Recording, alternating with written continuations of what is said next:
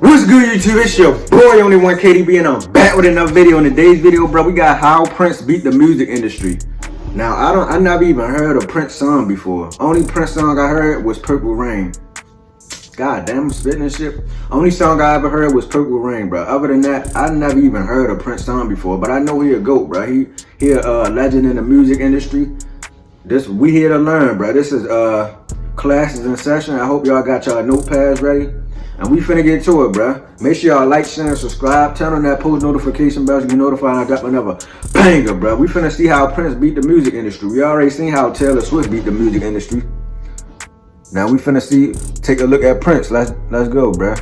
Prince was one of the original artists to really go to bat against the music industry giants. He decided to take on multiple different corporations and was involved Then he produced his own music. Struggles with commercial giants I heard like something YouTube, like that. eBay, and of course, Warner Brothers. Now he's known for his perseverance when it came to ownership of his music, as well as for his unique persona and the quality of his music. Prince's story of anti-corporate rebellion started around 1977 when he signed his first major deal with Warner Brothers. Prince was only about 18 years old at the time, and he certainly wasn't familiar that much with business, which is a recurring theme with pretty much all anti-industry artists. I can play the guitar, whom we already made a video about earlier. Sure, given Prince's rapid ascent to the very top of the music landscape of the 80s, that deal brought him and Warner Brothers millions of dollars. However, it was also the first sign of the company trying to completely take over Prince's discography. Everything was going pretty smoothly for the first 10 years of the Prince-Warner Brothers partnership, and he released some of his most iconic works like Sign of the Times, 1999, and of course Purple Rain under the Warner Yeah, logo. Purple At Rain. that time, Prince was one of the hottest pop acts on the entire globe, and he was fully aware of it. And just like any other successful musician, Prince wanted to expand. Prince created his own record label, Paisley Park Records. Interestingly, it was funded by Warner Brothers, and they actually helped the label with distribution, so it wasn't really a way to distance himself from the corporation. It was more like a product of a loyal and fruitful business relationship that benefited both parties in the end. However, by 1991, Prince had found himself in to be in the music industry. I feel like you gotta study the music industry before you even get in there, bro. Because if you go in there not knowing nothing, I mean, you already gonna get fucked over anyway. Because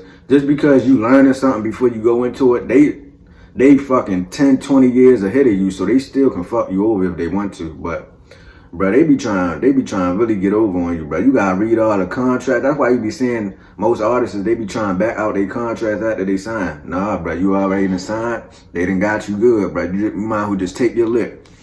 But we finna get to it, bro. I mean, get back to it. My fault.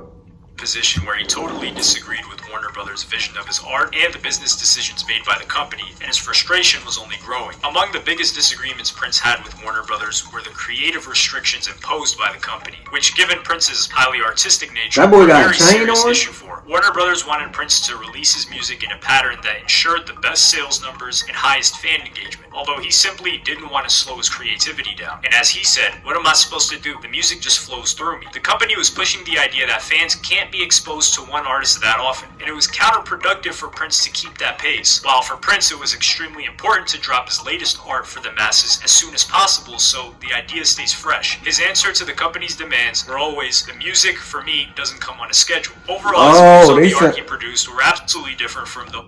My bad for keep pausing it, bro. But he basically saying like, bro, I gotta push my music out as quick as possible, like as fast as possible. They basically saying like, bro, give your music time to breathe, bro. Like space it out some. But he just trying to keep dropping back to back. Well, not back to back, but like too quick. And that's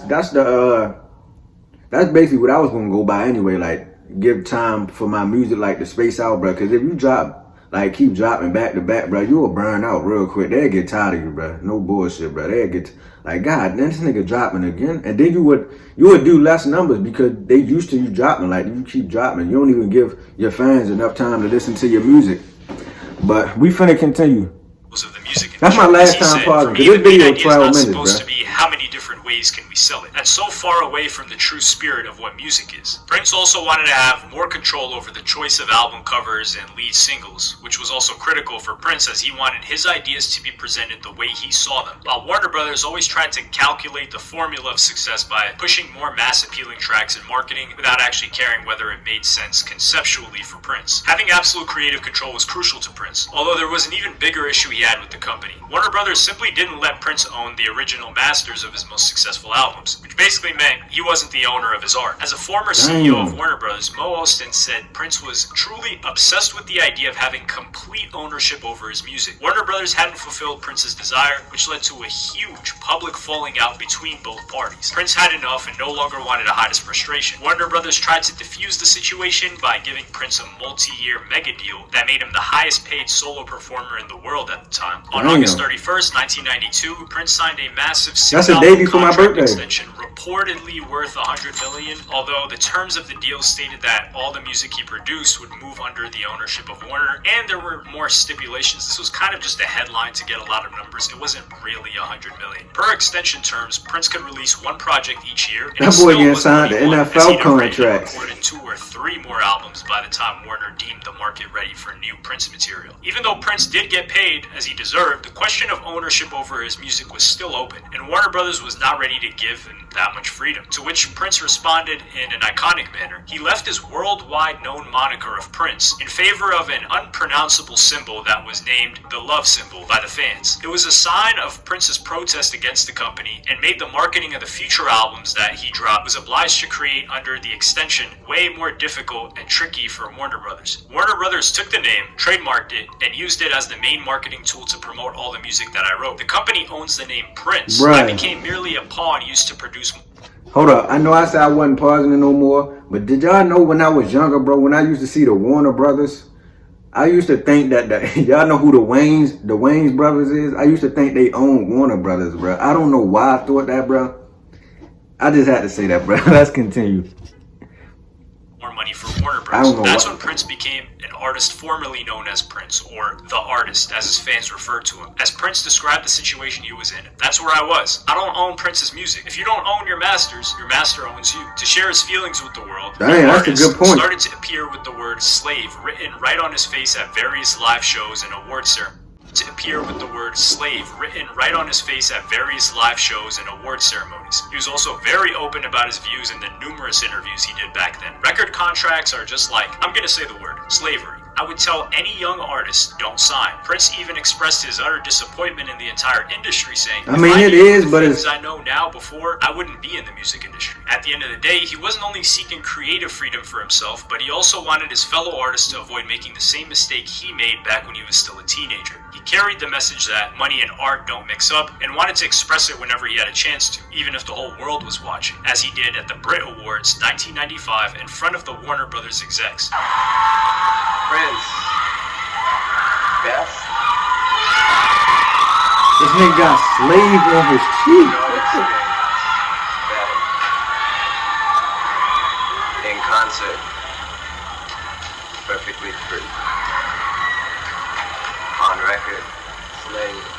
It was a huge hit on Warner Brothers PR, especially given negative connotations with actual slavery due to Prince being black, and the company did everything it could to save face in front of the public. But it didn't matter. Prince wanted out of the contract, and he rushed the remaining albums, filling them with subpar, lackluster, and often unfinished songs to ensure the company got as little profit as possible. When the 6th album under the terms of the extension was released, Prince was finally set free. Now, his main goal was to regain ownership over his earlier discography and return to the scene the way he wanted it, instead of trying to pander to industry standards. He created a record label called NPG, whose sole purpose was to release and distribute Prince's music. For his grand comeback, Prince released a 180-minute long project, Emancipation. The album quickly went platinum, was acclaimed by critics and fans, and was an overall success. Everyone knew Prince was back, and now he was unfiltered. In 2000, Prince finally returned to his original moniker as the contractual obligations he had with Warner Brothers had expired, although he kept using the now iconic love symbol on numerous artworks for his projects and merchandise. This way, he not only made a profit off the negative experience he had with the music industry, but also spread the message of how much corporations, he felt, undervalued artists and the art itself, which were supposed to be the centerpiece of music. Now, anyone who wanted to know the backstory of the weird glyph associated with Prince had to revisit his struggles against the industry. Throughout the years, Prince made numerous one-off deals with Warner Brothers' rival label. as a vendetta. However, Prince's main goal still hadn't been achieved by that time. Prince wanted to get his art back, and in 1999 he tried to buy it from Warner Brothers. The company's response was simple: no way. Prince's initial decision was to re-record all the discography that was still legally locked behind the Warner Brothers trademark, similar to Taylor Swift. Although after an unsuccessful re-release of the 1999 single, he dropped the idea altogether and had to look for other ways to re-obtain his art. It's important to note that throughout all those years, Prince hadn't stopped making new music, bouncing back and forth between different labels, pursuing only his own agenda without allowing a single corporation to take over his persona and art. His total unwillingness to bend under the industry's rules led to another notable anti-industry mini-feud of Prince. This time it was another media giant, Columbia, that tried to hold him down. Prince's latest release at the time, Planet Earth, was distributed worldwide by Columbia's How many people he was signed Prince, with? who always wanted to share his art with as many people as possible, made an agreement with the UK's national newspaper, The Mail, on Sunday to feature an album as a free cover mount without informing the company about this idea. Columbia's execs were furious with his decision and pulled the project from distribution in the UK altogether. The album was still warmly received and sold very well, despite little to no promotion, proving the point that, for him, the fans valued Prince over all the behind-the-scenes drama, and that Columbia was really the only loser in the situation. However, Prince wasn't going to stop them, as with the rapid expansion of the music industry into the digital landscape, new problems like piracy and online bootlegging had arisen for musicians. They needed a voice, and Prince had become one, being arguably one of the most vocal artists the music industry had seen when it came to defending musician rights. In 2007, Prince declared that he would sue YouTube, eBay, and the Pirate Bay for unauthorized usage of his music in his quest to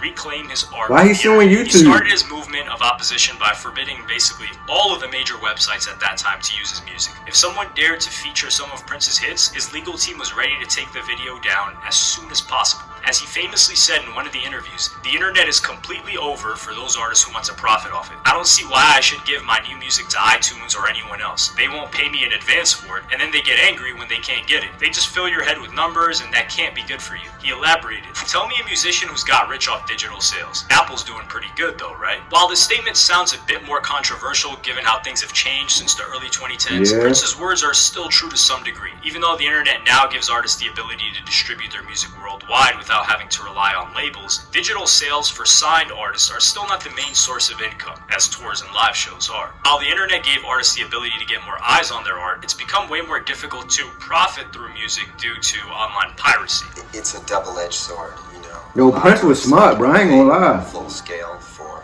their art. He refused to get fucked over. Because of downloading things like that, it's kind of like a black hole.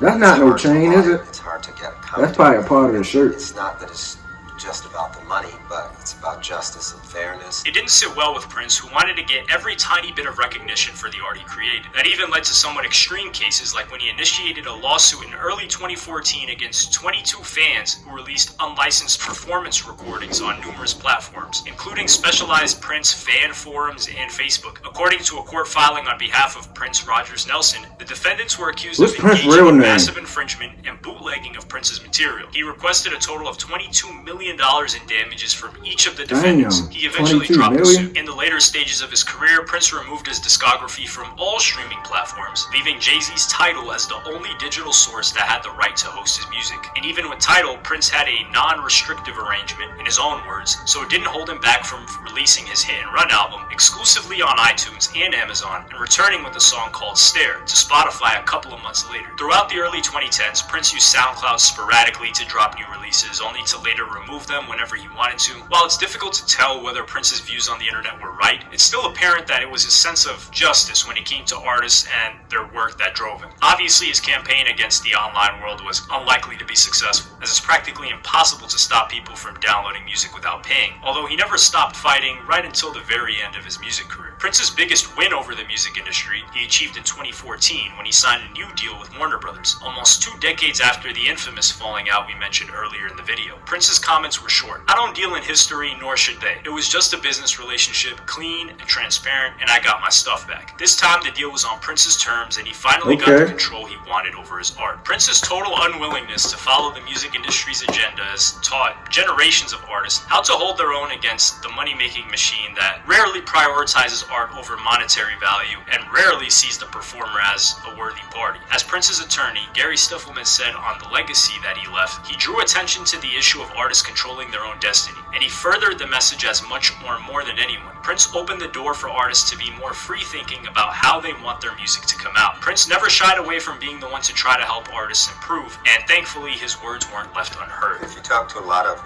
kids now, they're programmed by the star-making machinery like American Idol and MTV and things like that. So if they're into that, then that nigga Prince wasn't going for it. He said, y'all got me fucked up.